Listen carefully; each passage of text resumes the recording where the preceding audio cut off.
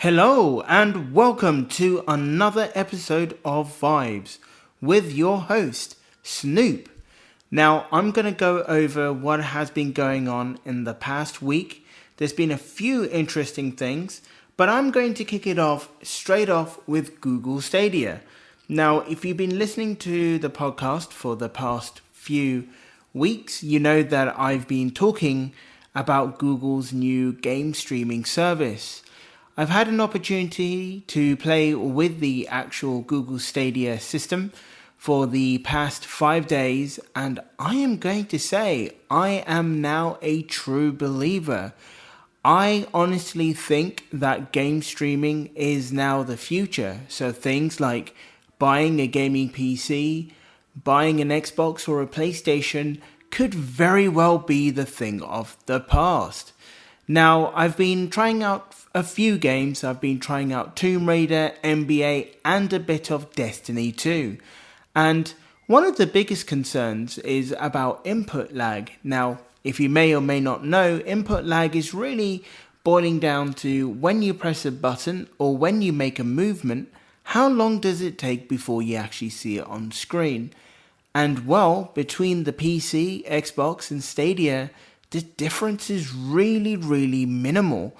I've been talking to a friend of mine who has also bought the Stadia system as well, and it's been the same kind of story. So I have to admit, game streaming is definitely here to stay.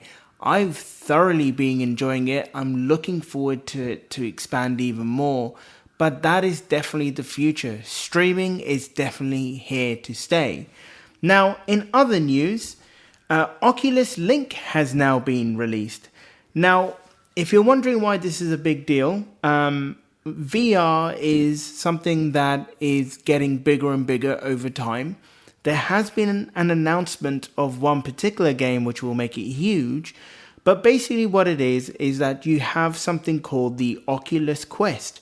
And the whole idea of the Quest is that you are able to do VR without any cables tied into your computer. I've got the PlayStation VR, I've tried it out on the PC as well, and cables are the one thing that has always annoyed me. The Quest brings in the functionality of having an immersive VR experience without any wires because it has its own software. However, there is a lot more content when it comes to the PC, and it always bothered me that I wasn't able to use it.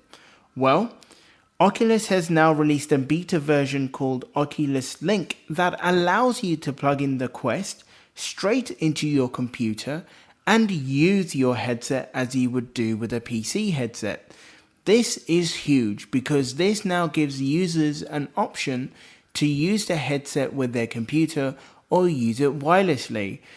Beforehand, you had to choose one or the other, but the fact that the Quest does both is amazing. And I have definitely seen an improvement when it comes to picture quality as well. So very much excited for this to be worked on further. But it also brings a lot more in terms of what you could do in VR. Now, one of the things that I said just a moment ago was that there was one item that was going to be released, which would make it a huge success. Now, for the gamers out there, there was a game released many years ago. I was in school back then, but there was a game called Half-Life. And Half-Life was a game-changing first-person shooter game. They had Half-Life 2 come many years later, but then for a long while, people have been begging for a new Half-Life 3 game. Well, the company that has made this game has decided to release a VR game, which is the story between Half-Life 1 and Half-Life 2. But not only that, they have confirmed that it is a full game. Could this be the very thing that might tip VR to be used more? I'm not too sure, but like I said, for my generation and for everybody that played that game, they are definitely going to pick that up. So very, very much interested to check that out. I mean, the trailers are online. You can check it out on YouTube. It looks amazing, and it's definitely something which I am looking forward to. So there definitely seems to be a lot of resurgence when it comes to VR and to AR tech. And obviously there are still rumors about Apple wanting to release something that does AR. Now, talking about Apple, Apple are hosting a surprise event on the 2nd of December. They are kind of touting it to be the best of 2019, but could they make a special announcement? Now, I'm going to make a guess that they may make an announcement of having a singular subscription that will do music and the news at the same time. Could it be a subscription that might give you free apps? I'm not too sure. I mean, we do have the arcade system that they have on a monthly payment. Could they amalgamate that all together?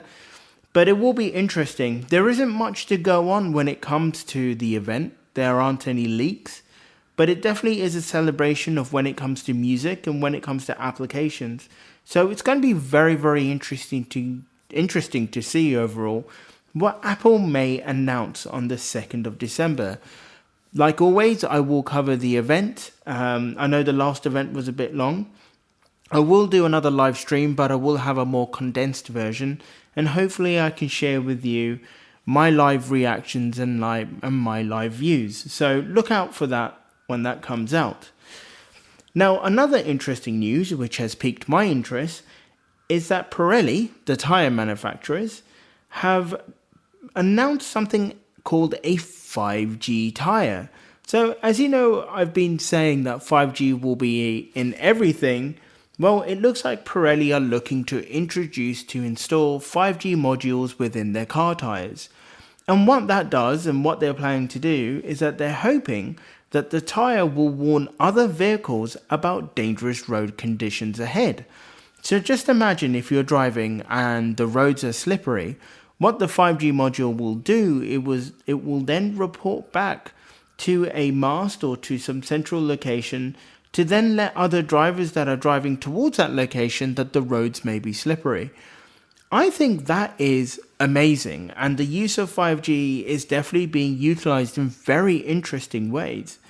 I'm really looking forward to this, and I'm really looking forward to 5G, and the fact that Pirelli have come up with a really, really innovative way of amalgamating 5G in a particular product, I think it's just amazing. So in terms of road safety, it could be even great for traffic as well, that the 5G module may actually report back and say, hey, there's traffic ahead, you might want to consider a different route. And this is all live. This is all going to be live feedback. It's going to be there and then. So very, very interesting in terms of what Pirelli are going to obviously introduce. It will be interesting to see what other tyre manufacturers might do when it comes to Michelin. I believe Michelin are the most popular ones out there, but for Pirelli to do something, a really, really big thing. Pirelli are associated with Formula One, so could they bring something in the world of motorsports? That definitely will be something interesting to see. Now, for all of my US and Canadian listeners out there, there has been an announcement that 7-Eleven are now going to offer Google Home and Amazon's Alexa ordering functionality to order anything from a 7-Eleven store or a 7-Eleven delivery.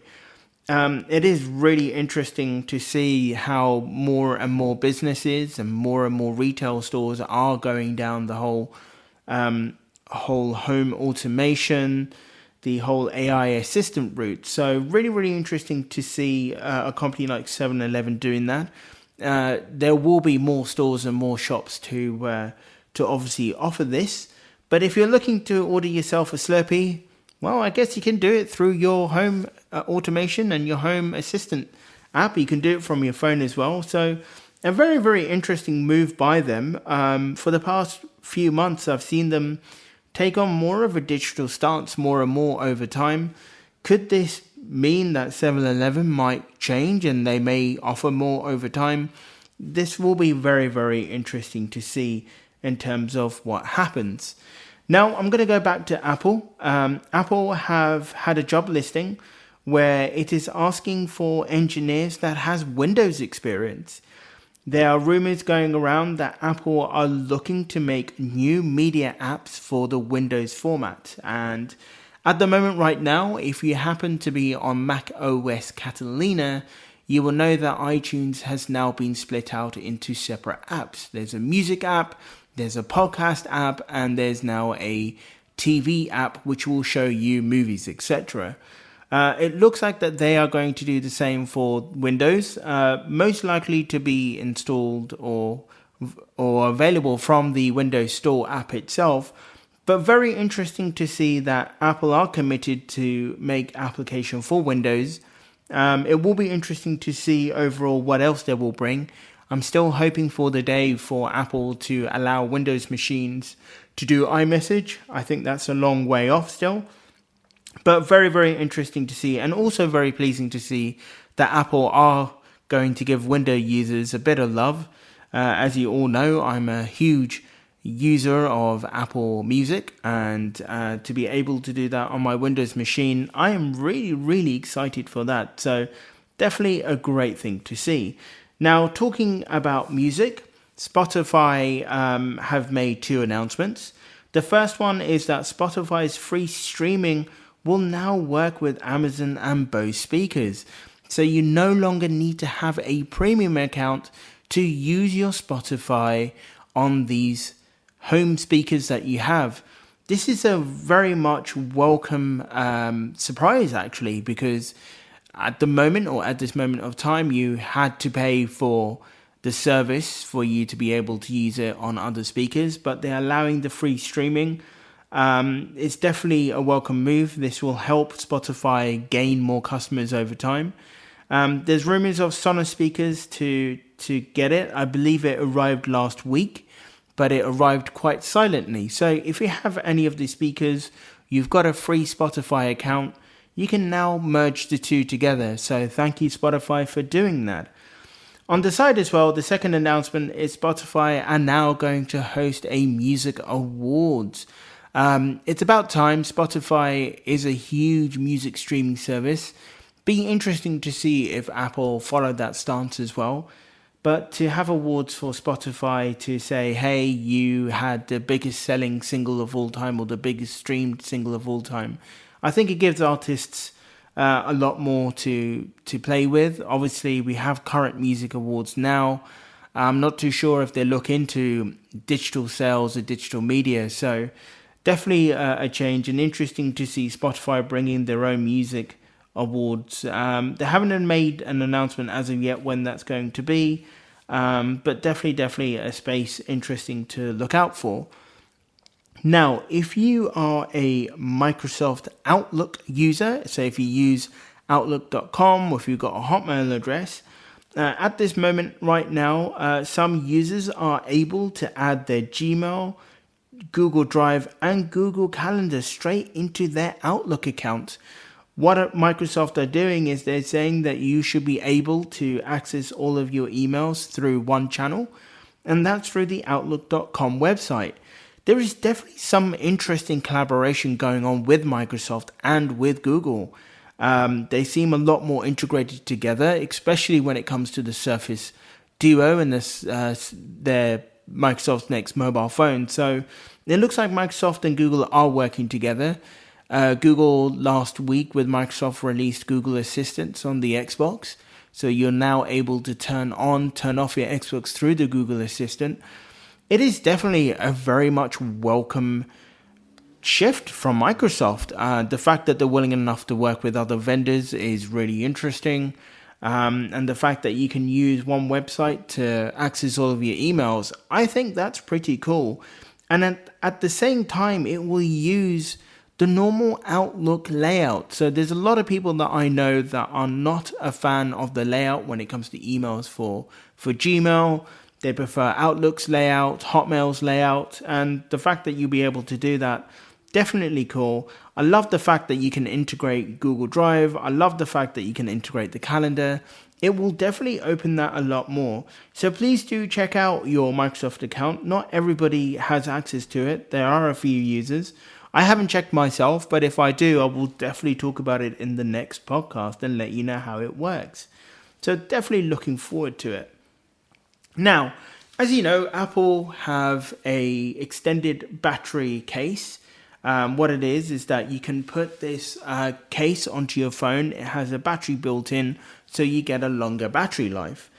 Now, this has been happening for many years, and you may be wondering why I'm bringing this up.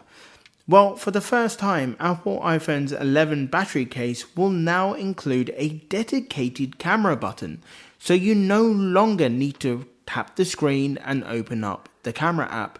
The fact that it comes with a camera button, I think, is amazing. I think it's one of the things that Apple kind of missed out on. And the fact that the phone case will have this button is very interesting. Obviously, the dedicated battery case actually does plug into the bottom of your phone via the lightning cable. So obviously they are adding functionality. It will be really interesting to see if they will bring this out for other cases. But maybe this is an indication of the iPhone 12 next year might have a dedicated camera button. Maybe this is something that they are actively looking into. So definitely something to look out for. But if you are looking to pick up the battery case and if you want something that can help with taking pictures straight away, definitely have a look at picking up the case. The case isn't the most cheapest, but it definitely will give you longer battery life. Now, Sling TV, a big thing in the US, they've made an announcement that you will be able to stream your content onto the Google Nest Hub and the Google Nest Hub Max. So you'll be able to use the screen to watch TV via the Home Assistant. I'm not too sure how much Sling TV is being used right now. Please do reach out to me. For me personally, I used to use a Slingbox back in the day to stream my home satellite programs straight directly to my mobile phone back in the day. Obviously, streaming has now taken over, so quite interesting to see. I don't see it being a big thing. I do see that, streaming is the way forward directly from the content creators. So interesting to see what the take is up there. But, if you do use Sling TV, you have the functionality to do that overall. So that's amazing news. Another thing is PayPal have bought out the money saving service Honey for what I understand, which is $4 billion. Honey allows you to go to a shopping website. It will apply vouchers or any discounts straight to your shopping basket, so you're able to then shop with a discount. They definitely have grown over time. It's definitely getting bigger and bigger, and the fact that PayPal have bought out Honey is a big thing. I think PayPal integration is a huge deal. It'll help shoppers out there to buy items securely online and knowing that the discount that they get is amazing. It does worry me a little bit because it will then beg the question of if these retail stores or stores might look at blocking it. But for the time being, that service being integrated with PayPal does definitely bring in a lot of confidence into the app. I mean, Honey was getting bigger and bigger. Definitely something to watch out for if you do like to do any shopping online. Now, going back to Apple and about their whole issue when it comes to iOS 13 and the poor software, according to recent reports, and according to Bloomberg, especially, iOS 14 will not have the similar kind of issues. They're looking to dedicate time to make sure that they build their software better. They're looking to ensure that, there isn't going to be as many bugs. It will be a lot more robust. iOS 13, when it came out, had a lot of issues. It was quite broken in many ways, and a lot of developers saw iOS 13.1 as the first major release of iOS 13 rather than the normal version. I have to admit, this year, iOS 13 hasn't been the greatest release. We're on 13.2.3 now. There's been updates every other week. They're working on another beta build. I don't know when they're going to release that. But Apple definitely have a lot to do in terms of bringing in some confidence back into their software. Generally, Apple has been very good. This year hasn't been the best year for Apple when it has comes to stuff like this. Also, Apple has also said quite openly that it has lost money when it comes to repairs over the last 10 years. Apple is saying that the cost of replacing batteries, the cost of replacing keyboards, etc., has cost the company a fair amount of money. The MacBook 16-inch was a welcome change. They've reverted back to a decent keyboard. They've reverted back to make sure that the system works very well. It has had high praise from a lot of people, and people that are looking to buy a brand new MacBook. I would have to say skip the 13-inch, skip the 15-inch if you are looking to do video editing or photography work, and go straight for the 16-inch.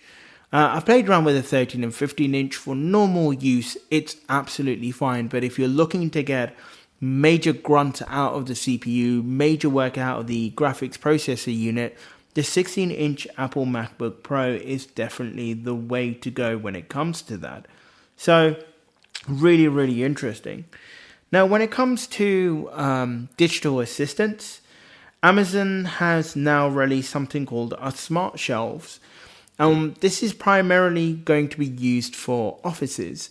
And what Amazon are looking to do is they're looking to release smart shelves where it will automatically reorder office supplies when it realizes if it's running low on stock. So, for example, if you have a box full of pens, the pens are running out, this smart shelf will understand that it's running light or it can't see X amount of items. It will then reorder the supplies for you automatically. I think that's a great idea for businesses. It means that you do not need to worry about running out of office supplies when it comes to staplers, papers, paper clips, pens, sellotape, you name it. So the fact that Amazon have made something like that, I think is amazing. It will be interesting to see what the uptake will be, but I hope the uptake is big. I think it helps a lot. I think when it comes to the home, I think it will be a great idea if you stock food or whatever. I still think we're a little bit away from that. But it definitely will be interesting to see the uptake of that. And I know for a fact that Amazon does have their own business account as well. So you can open up a business account and it will charge you via the business account and you might get it next day. So really interesting. And sticking on the Amazon front, Amazon Music HD has expanded its 3D audio library with Warner Music. So there's going to be a lot more music available through the new Echo Studio with a wider range of Dolby Atmos enabled songs. Now, I haven't got a hold of my speaker yet. I'm not going to get a hold of it until December. I'm very, very much looking forward to it. But 3D audio is becoming more and more of a thing. What the uptake of that will be interesting. Will there be more artists recording their music in 3D? I'm not too sure, but definitely looking forward to that. More music options is always great, and I really want to check it out when I get hold of the equipment to see how it sounds like. Does it really immerse you in the music? Now, for those who know me, I love listening to music all the time, so definitely something that I'm looking forward to. Now, talking about music, we talked about the Microsoft Surface earbuds a couple of podcasts ago. The earbuds have now been delayed until spring 2020. It is something that they want to ensure that their fans and their customers get the best sound quality when it comes out of the earbuds. I mean, they're not cheap. They're $250 from what I know. They need to ensure that the sound quality is good. Microsoft Surface overheads noise cancellations were okay, but the noise cancellation could have been better. So I think they want to make sure that they hit the ball running and that they release the item. In terms of how they look, I'm still not a fan of having massive discs in your ears. But hey, I got to try it out. I got to see how it's like, and if it's any good, I will let you know. But for the time being, if you're looking to pick up the Surface earbuds, you won't be able to until 2020. In other news, Google Docs is going to get Gmail's autocomplete functionality. So if you've used Gmail, it allows you to autocomplete some words. It helps you cut back on spelling and grammar errors. Reduces writing the words time and time again. And they're looking to bring that to their Google Docs. Now, there is a sign up for this. If you want to have that integrated, there is a beta sign up for it. I'm going to sign up for it tonight. I'm going to give it a go. I don't really use Google Docs that much.